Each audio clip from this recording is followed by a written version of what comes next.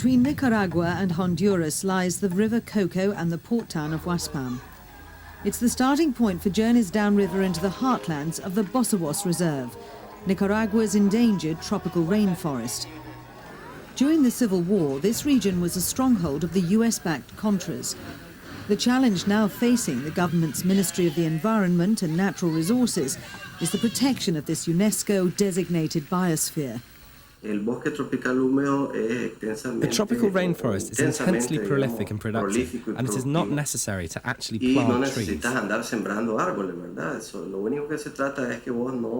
most important thing is to protect the area from fire, in order to ensure that nature itself can take root by allowing trees to seed themselves freely, without any costs being involved. Bordered by the rivers Bocay, Saslai and Huaspuk, hence the name Bosawas, the reserve covers 20,000 square kilometres of territory. It's the most important continuous piece of tropical rainforest north of the Amazon. But the forest's natural wealth is all too easily exploited. In Bosawas, a mahogany tree is worth $50 US. In Germany, a square metre of Bosawas mahogany veneer is worth around $60. It makes law enforcement here very difficult. It's basically the chain of poverty, in which you have poor campesinos going inland in territories that don't have agricultural facilities. It's more forest. They log, they plant for 1 year, 2 years, and then they move on. Behind these poor campesinos come the cattle ranchers, who then use those pastures for their cattle, and then behind them come the bankers. And then that whole system is making that the indigenous people have to go further and further inland. What the Miskitos and the Sumos or Mayagnas want is to put a stop to this, for the government to recognize their land tenure as such and respect their traditions. The rivers of Bosawas are the forest's highways, providing the only access to and from villages. The focus of Alistar's work is to facilitate projects for the indigenous people. In the Miskito settlement of Wiwinak, villagers work the communal lands. These ancestral lands cannot be bought or rented. They're allocated to the people during their lifetime in the traditional way. The project that we're working on here, which we're doing with the help of Alistar, is a nursery project to grow fruit trees.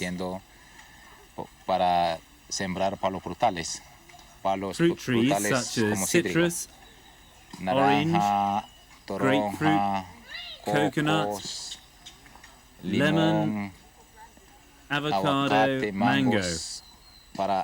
Because when Hurricane Mitch passed through here, it destroyed the trees and the people were left without trees.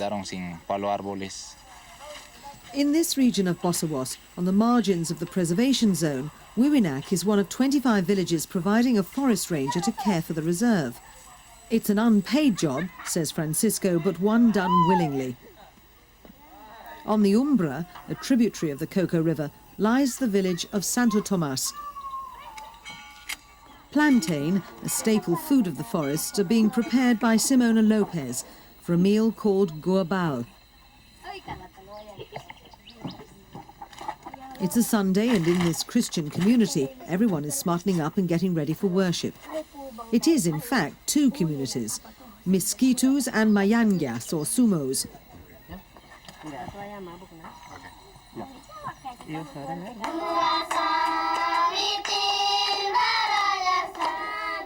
These Sunday school children are singing in Miskitu.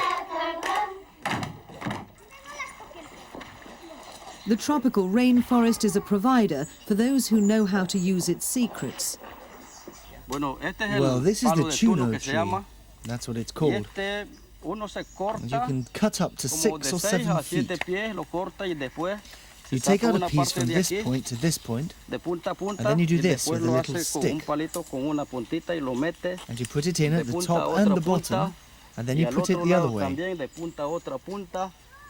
And then you take out the stick that's inside, and this other one, which is outside, you pull. David is explaining how the bark of the tuno tree is stripped away in the lengthy preparations that will allow the fibres to be processed for domestic use.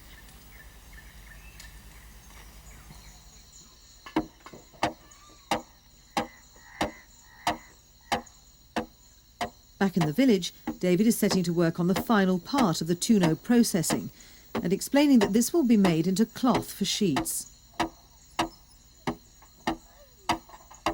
Well, this tuno, we use it here according to our customs. Perhaps we are not able to buy a sheet or something of that sort. So we beat the tuno like this, and then, when we've done that, we put it in the river, and then we bring it back here and beat it again. When we've done that, we pull it and stretch, and then, when it's thoroughly stretched, we dry it, and we use it like a sheet to sleep in.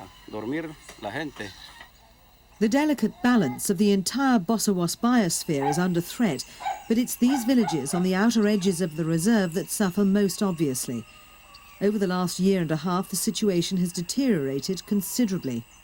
So as I say, as an official forest ranger and as a lover of nature, I say that everything is going to end because there is no tree left to chop down, no mountain to strip bare, then everything is finished. And the children who follow us, and the grandchildren, and the great-grandchildren, and the great-great-grandchildren, they'll all criticize us for criminally failing them in this respect.